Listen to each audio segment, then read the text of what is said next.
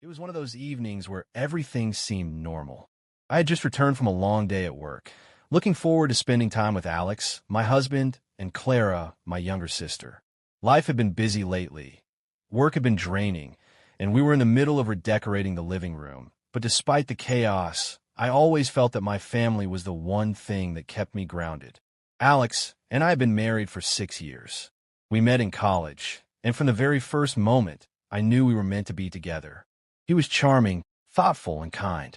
He treated me with such care, and over the years, we had built a life that, from the outside, looked perfect. Clara, my sister, was 4 years younger than me, but we had always been incredibly close. We shared everything, from childhood secrets to our hopes and dreams for the future. I had always been her protector, her confidant, and above all, her best friend. But on that particular evening, everything changed. I came home to find the house unusually quiet. Alex's car was parked in the driveway, which wasn't unusual. He usually worked from home on Thursdays. Clara's car, however, was missing. I thought nothing of it at first. Clara had been spending more time with friends lately, trying to catch up on her social life now that she had moved back to her hometown after living abroad for a few years. It wasn't a stretch to assume she was out, living her life. As I stepped inside, I called out, "Alex?" There was no answer. The house felt colder than usual, and there was an odd tension in the air. The quiet was unsettling. I walked toward the living room, expecting to see him sitting at his desk, working on his laptop, as he often did. But instead, I heard muffled sounds coming from the hallway that led to our bedroom. I froze. The noises were unmistakable. Soft laughter, a faint rustle of fabric. It took me a moment to process what I was hearing, and when I finally did, my heart dropped into my stomach. I wasn't ready for what I saw when I turned the corner. My husband, Alex, was sitting on the edge of our bed, his shirt partially unbuttoned, while Clara, my own sister, was standing in front of him, her back to me, her hands resting on his shoulders as if she had been adjusting his tie or fixing his shirt. It was the kind of moment that felt like time had stopped. The world around me became a blur, and the only thing I could focus on was the sight in front of me.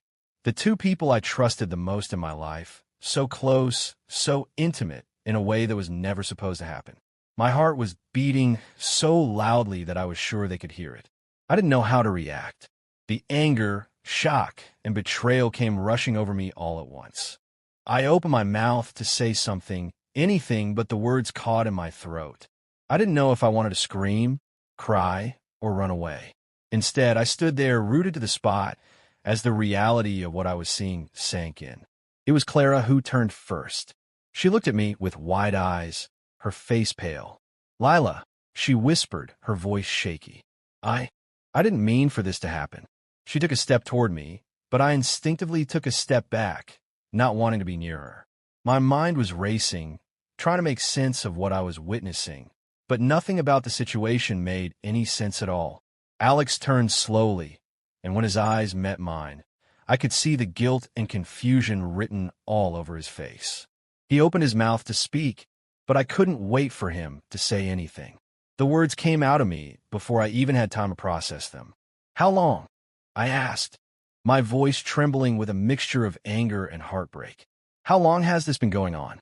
Alex stood up quickly, almost as if to close the distance between us, but I held up my hand, the silent plea for him to stay away. I didn't want him near me. I didn't want to hear his excuses. I didn't want to hear any of it.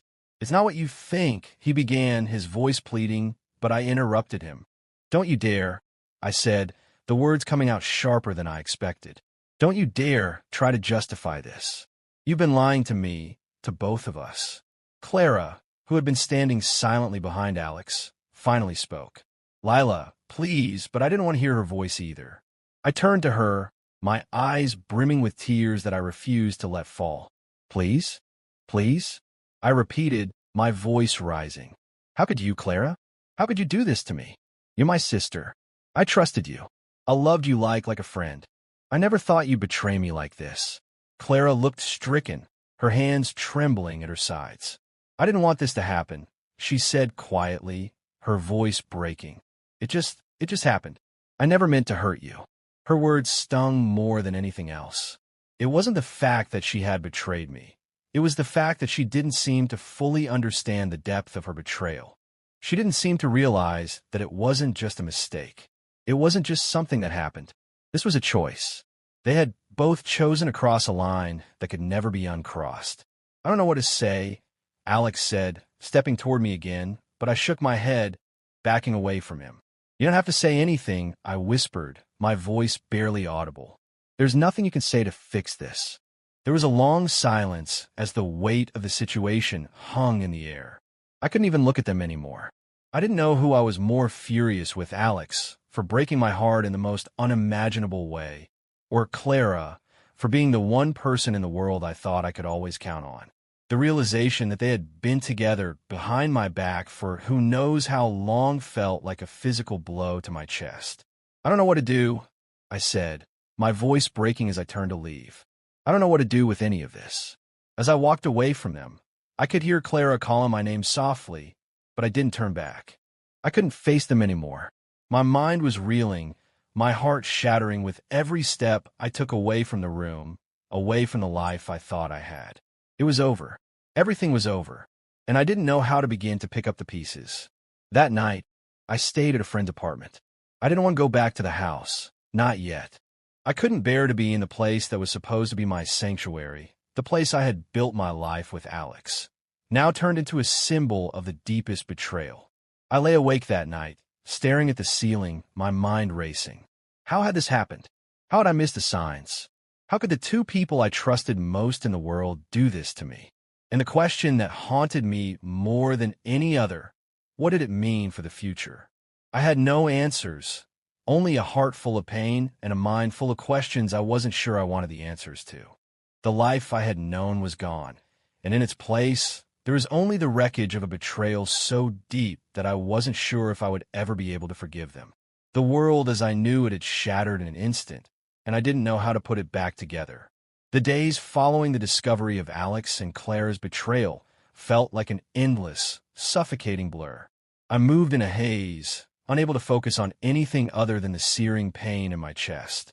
I kept replaying the moment over and over in my head. The image of Clara standing so close to Alex, her hands resting on his shoulders, the laughter that had filled the air like some cruel joke. My sister, my closest confidant, my best friend in the world, had crossed a line that I never thought would be crossed.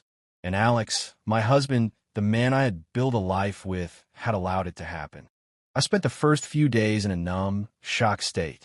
The flood of emotions I felt, betrayal, heartbreak, confusion, anger, seemed to overwhelm me, leaving me incapable of doing much of anything. Every time I tried to make sense of it, every time I tried to hold on to some semblance of normalcy, my mind would spiral again, and I would find myself drowning in a sea of despair. The first few nights without Alex beside me in our bed were the hardest. I couldn't bring myself to stay at the house where everything had fallen apart, so I stayed with a close friend, Emily. Emily had always been there for me, and I needed the comfort of someone who hadn't been involved in this mess, someone who would let me cry without judgment. But even in the safe space of Emily's home, I found no escape from the truth. The pain was inescapable, gnawing at me from the inside out. In the days that followed, Alex tried reaching out. I could see his calls and texts piling up on my phone, but I couldn't bring myself to respond. I didn't want to hear his excuses, didn't want to listen to him explain how this had happened. It was clear to me that no matter what he said, nothing could undo the betrayal. I had loved him with every ounce of my being, and yet here he was, in the arms of my sister, the one person I trusted most. I wasn't sure if I could ever look at him the same way again. Clara, too, reached out. At first, I didn't know how to feel about her. She was my sister, the one person who had always been by my side, through thick and thin. We had grown up together, shared the same childhood memories, and navigated adulthood side by side. I had always assumed that nothing could come between us, that no one could ever hurt me as much as she could. And yet here she was, the one who had hurt me the most. Her messages were filled with apologies, remorse, and guilt. She told me over and over how sorry she was, how she never intended for things to get this far, how she regretted what she had done. But the words fell flat. Apologies seemed meaningless when the damage had already been done. I couldn't bring myself to respond, couldn't bring myself to even acknowledge her. What could she possibly say that would make it all right? What could she do to take back the hurt, the betrayal, the way she had shattered everything we had? After the first few days, I decided to move back to the house. I couldn't keep hiding away forever, though every part of me wished I could. I needed to face this head on, even though I wasn't sure how I could. As I walked through the door of our home, everything felt different. It was the same house, the same furniture, the same photographs on the walls, but it no longer felt like mine. It felt like a stranger's house, a place filled with memories that had been tainted by lies and deceit. I spent the first few hours cleaning up, tried to distract myself. I washed the dishes, wiped down counters, and put things back in their places. Anything to avoid thinking. But no matter how hard I tried, my mind kept returning to the scene I had walked in on that day, to the betrayal that had broken me. I couldn't get the image of Clara and Alex out of my head.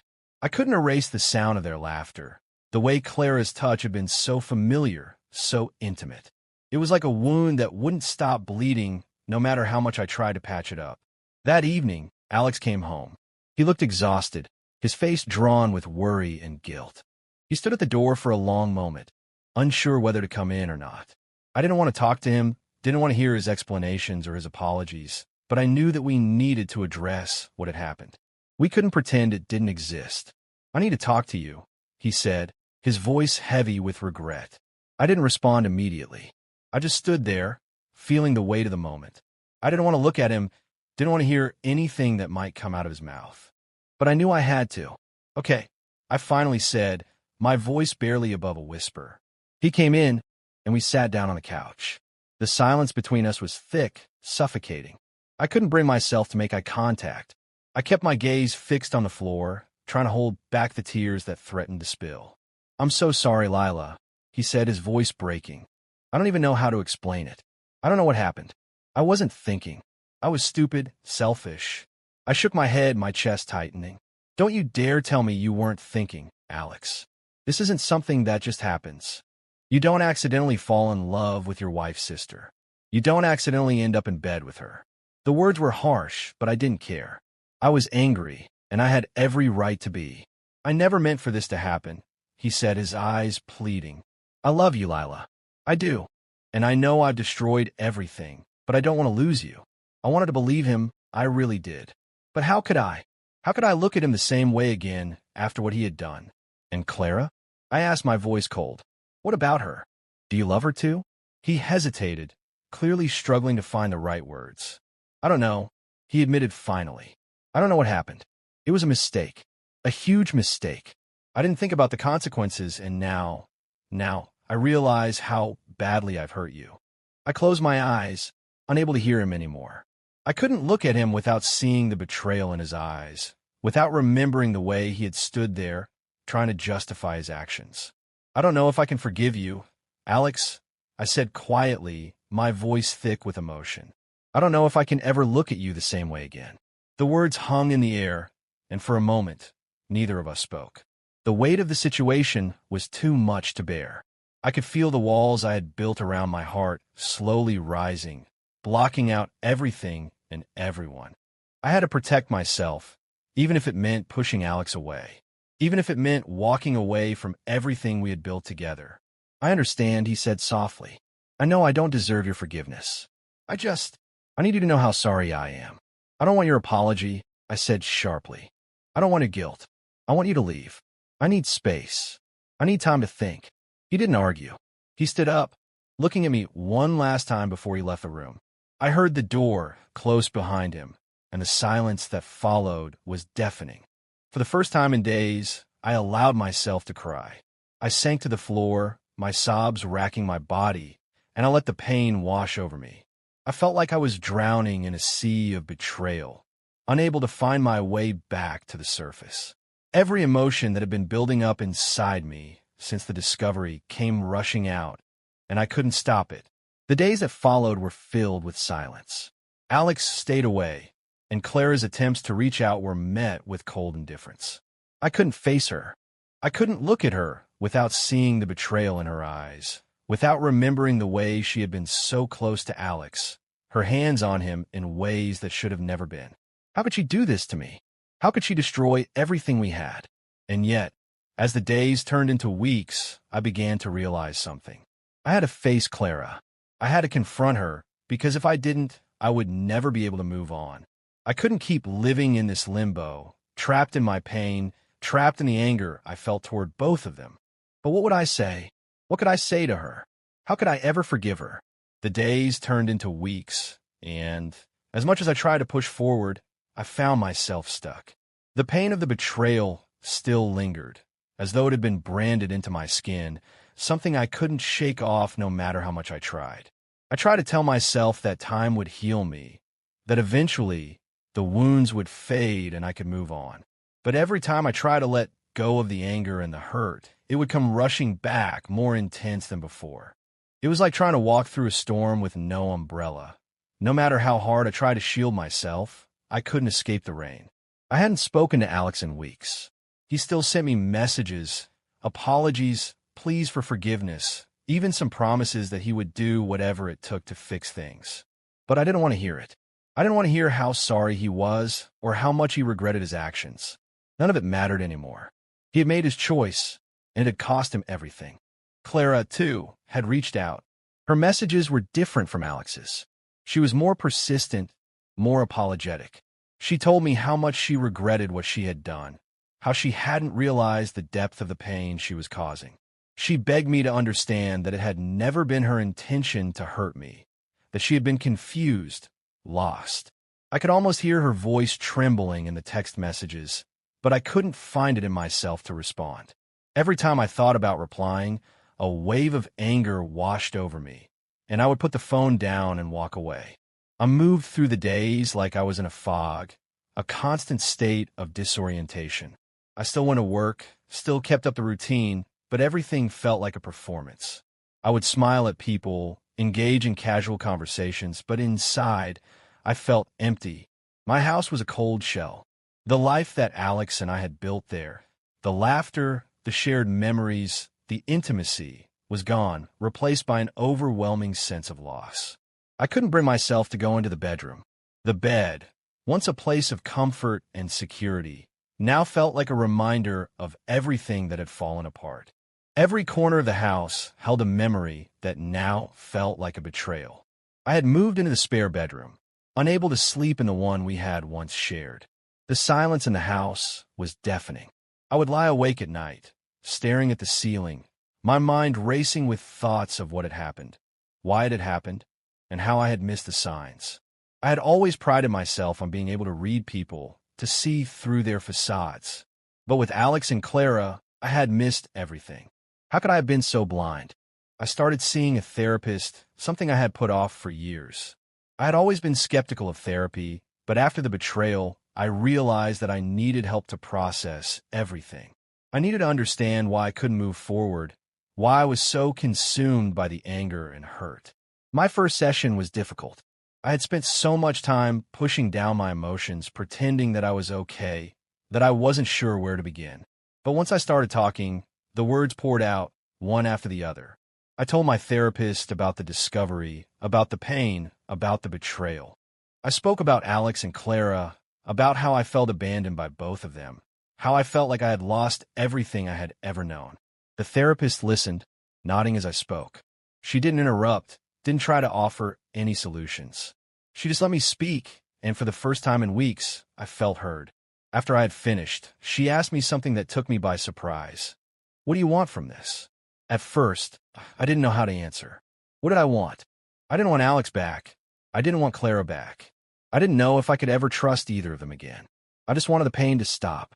I wanted to stop feeling like I was suffocating under the weight of my own emotions. I wanted to find a way to live again without constantly reliving the betrayal. "I want peace," I said quietly. "I want to stop feeling like I'm drowning in this." The therapist nodded. "It's going to take time, Lila. You're grieving, and grief takes many forms. The anger, the sadness, the confusion, it's all part of the process. But you have to allow yourself to feel those emotions, not run from them." It wasn't easy.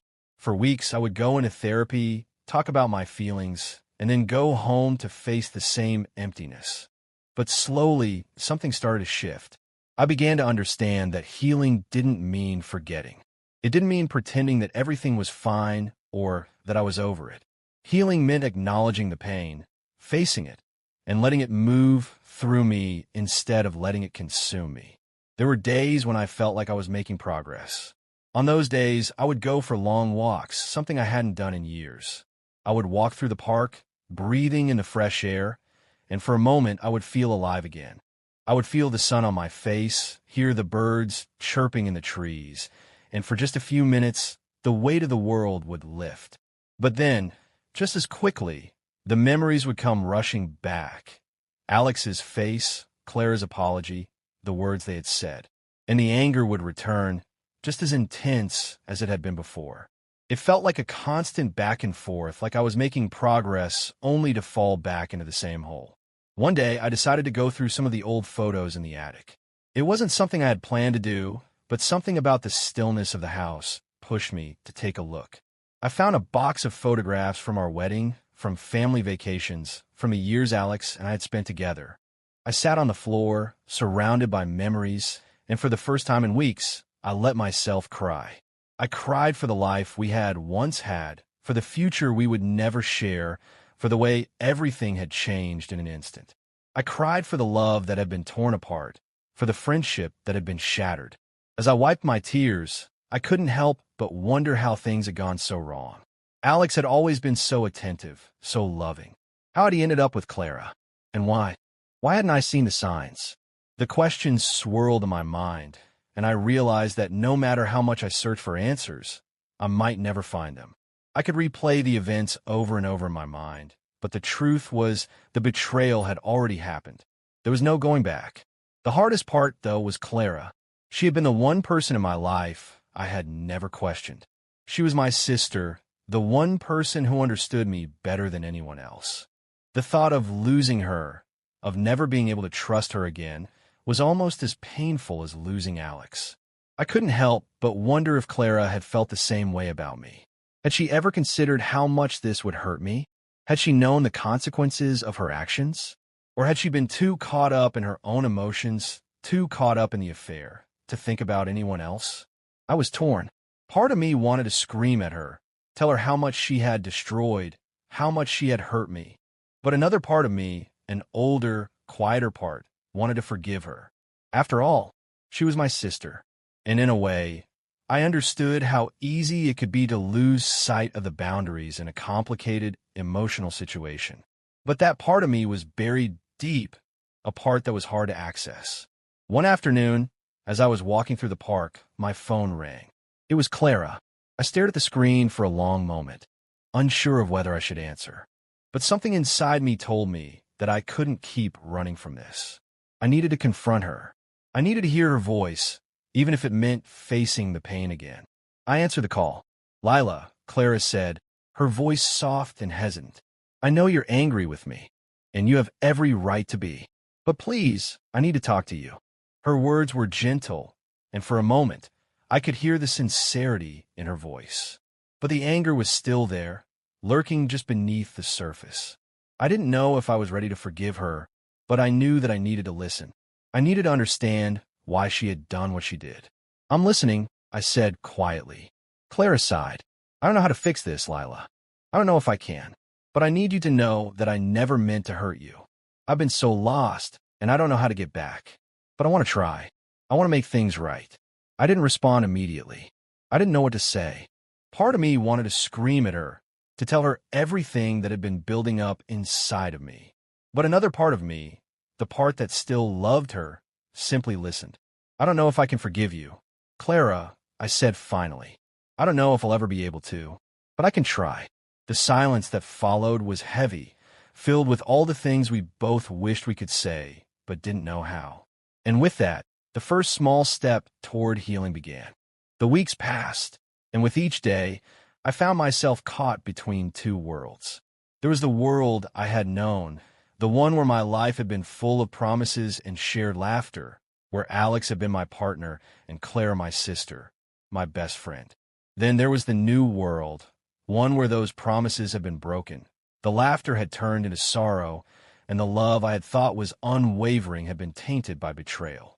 The silence between Alex and me had become a void, stretching wide and deep, a chasm that neither of us seemed to know how to cross. With Clara, the tension was just as thick, but something in her voice, something in the way she apologized and tried to reach out, made me wonder if reconciliation was even possible. I had been avoiding Clara for weeks. The conversation we had shared on the phone had not been enough. Her apology had been sincere, but that alone couldn't erase the years of trust that had been shattered. I had never expected to have this conversation, to be in a place where I even had to consider whether or not to forgive her. She had been my sister, my confidant, and yet she had betrayed me in the worst way imaginable. How could I even begin to trust her again? There were days when I could barely keep my thoughts in check. I would lie awake in bed, staring at the ceiling, the words of both Alex and Clara echoing in my mind. I would think about everything we had shared, the vacations, the birthdays, the inside jokes, and it all felt like a distant memory. The images of the three of us together felt like they belonged to someone else, not to the people we had become. I would feel the anger rising in me again, the waves of resentment, of hurt, and I would push them down because somewhere deep inside, I knew that if I let myself stay angry forever, I would lose even more than I had already. It wasn't just Alex or Clara who had been hurt in this. I had been damaged too, and I had to find a way to heal that damage before I could decide what I wanted for the future. If there even was one for me and Alex, or for me and Clara. Could I rebuild my life? Or was I doomed to live in the shadows of my past? Could I ever find the peace I so desperately craved? I kept going to therapy. Every week, I would sit down with my therapist and talk through the emotions that I had been avoiding. The anger, the betrayal, the feelings of worthlessness. They were all there, swirling in my mind, but slowly they began to fade, replaced by a new sense of clarity. I didn't need to forgive Clara and Alex to heal. I needed to forgive myself. I needed to stop blaming myself for their actions, for their mistakes. I had trusted them both, but that trust had been violated, and I couldn't change that. What I could change was how I responded to that betrayal. One afternoon, I found myself standing in front of the house where Alex and I had lived. It felt strange to be there without him, without the life I had known. I had come to retrieve some of my things I had left behind when I had moved into the spare bedroom. I opened the door slowly, the familiar smell of our home greeting me like a ghost from the past. The house felt empty without him. It was no longer a home. It was just a building with memories that no longer held meaning. I walked through the rooms, taking in the quiet, feeling the weight of the silence pressing on my chest. As I entered the living room, I saw the photographs on the wall, photos of our wedding, of family gatherings, of vacations we had taken together. They seemed so distant now, like pictures from someone else's life. I felt the tears start to sting at the corners of my eyes. It was hard to let go of the love I had for Alex, hard to accept that it was gone. I had hoped that coming back here, seeing everything again, would bring some closure. But instead, it only deepened the ache in my heart. I thought I was ready to leave the house behind, to take the final step in moving on from everything. But I realized that I wasn't ready. Not yet. I grabbed the things I needed and sat down on the couch for a moment. The house felt suffocating, the walls closing in around me. And I realized that what I needed wasn't just to leave the house behind. It was to leave the past behind, to take control of my own future. That evening, I sat down to write. It wasn't something I planned to do, but the words seemed to flow out of me as I thought about everything I had gone through. The letter I wrote was for Alex and Clara, but more than that, it was for me. I needed to say everything I had been holding inside, to express the pain, the betrayal, and the longing for closure. The next morning, I sent the letter. I hadn't expected a response right away, and I wasn't sure what I would say when they did reply, but I knew that this was the next step. I couldn't keep avoiding the inevitable. I had to face them both. It didn't take long before Alex called.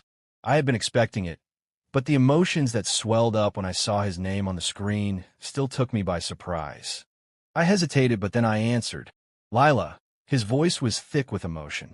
"I've read your letter, and I know that I don't deserve your forgiveness. I know that I've hurt you in ways that can never be undone. But I want you to know how deeply sorry I am. I wish I could go back and change everything, but I can't.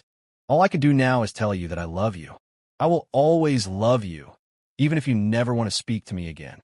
His words were sincere, and I could hear the rawness in his voice, but they didn't change the past.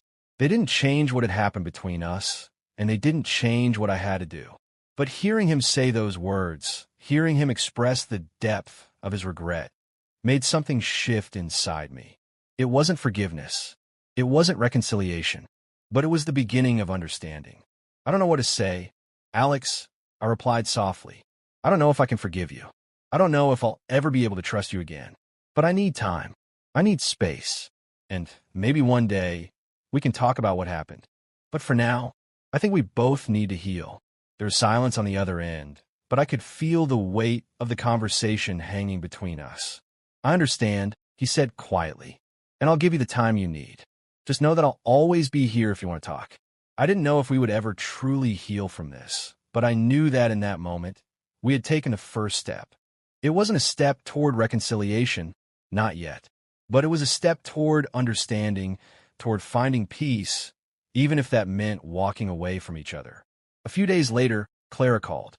I wasn't sure how to handle this conversation either, but I knew that I had to. She needed to know where I stood, just as Alex had.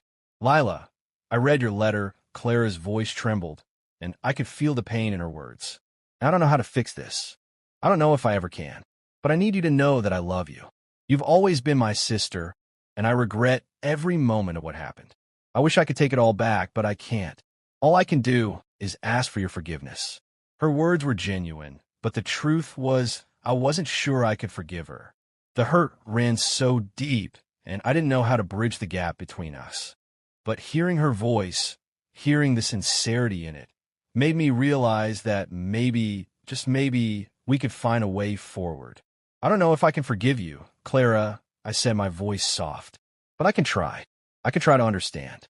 And maybe one day, we can rebuild what we lost. But I need time, just like with Alex.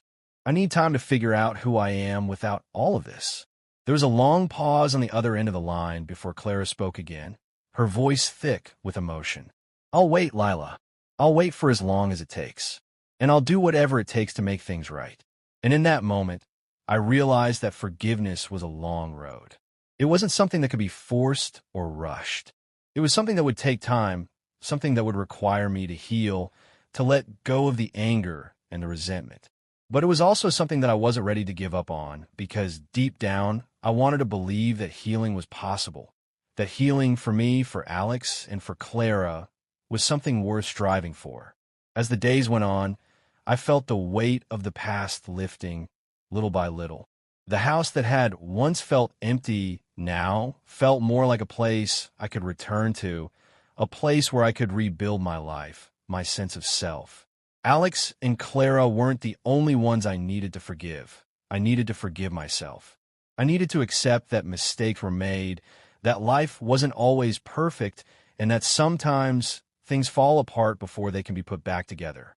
And so, with time, I moved forward, not in a straight line, not without setbacks or moments of doubt, but with the belief that forgiveness wasn't just about the people who hurt you. It was about finding peace within yourself, about letting go of the past, and about choosing to move forward, no matter how difficult that may be. Maybe one day, Alex and Clara and I would find our way back to each other. Maybe we wouldn't. But for now, I had taken the first steps toward healing, and that was enough. I had learned that forgiveness, though painful, was the only way forward. And with that, I could finally begin to breathe again.